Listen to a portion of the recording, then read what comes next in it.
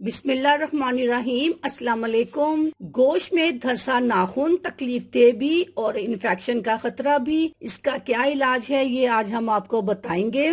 कई दफा ऐसा होता है कि नाखून बढ़ते बढ़ते हमारे गोश्त में घुसना शुरू हो जाता है, जिसकी वजह से नाखून के इतराफ का हिस्सा फोड़े की तरह दुखने लगता है और बाजू का तो पस भी पड़ जाता है और ऐसा तकलीफ दे होता है कि इससे चलने फिरने, जूता पहनने और छूने से भी तकलीफ होती है। अगर नाखून की सही तराश ना की जाए तो ये फिर साइड से भी बढ़ना शुरू हो जाता है और गोश्त के अंदर घुसने लगता है। एक दफा ये गोश्त में घुस जाए तो फिर इसको निकालना और फिर इसका काटना बड़ा मुश्किल हो जाता है। इसका इलाज कुछ इस तरह है। अगर ऐसा नाखून जो कि गोश्त के अंदर चला गया है तो इसको छेड़ना अब खतरनाक हो सकता है। इसको किसी डॉक्टर को दिखाइए, या अगर हल्का सा गोश्त के अंदर है तो इसको खुद नेल कटर से काट कर निकालने की कोशिश करें। लेकिन अगर ज्यादा अंदर चला गया है तो फिर इसके साथ छेड़छाड़ मसले को बढ़ा सकता है। इसलिए अगर देखें कि ये ज्यादा दुख रहा है तो फिर फौरी तौर पर डॉक्टर से रजू करें ताकि इन्फेक्शन ना हो, क्योंकि जरा सी लापरवाही से ये इन्फेक्शन फैल सकता है।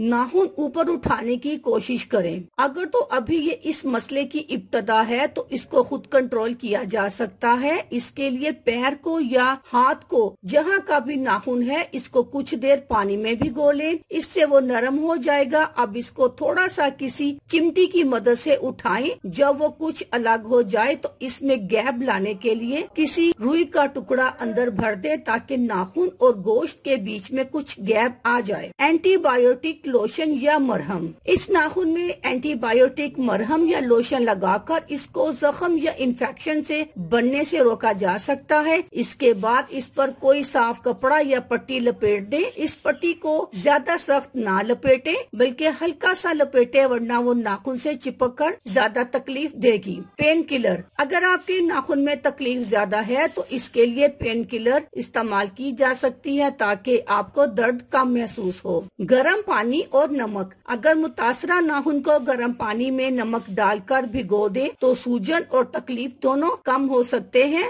दिन में 3 से 4 मरतबा ये काम करे, तकलीफ में काफी हद तक आराम आ जाएगा। हाइड्रोजन पेरोक्साइड ये इन्फेक्शन को रोकने के लिए खासा पुर असर है। गर्म पानी में इसका आधा कप डालें और इसमें मुतासरा हिस्सा डबोने से अफाका होगा। Tea tree oil, tea tree oil बहुत मौसर तेल है। ये अक्सर जिल्द की हिफाजत के लिए भी इस्तेमाल किया जाता है। इसके 2-3 कतरे गर्म पानी में डालकर अपना नाखून इसमें 20 मिनट तक डबो दें, इससे बहुत फायदा होगा। इसके अलावा इस ऑयल के 2 से 3 कतरे जैतून के तेल में मिलाकर रुई के जरिए नाखून पर इसके इर्द गिर्द लगाएं तो इन्फेक्शन को रोका जा सकता है। अल्लाह हाफिज।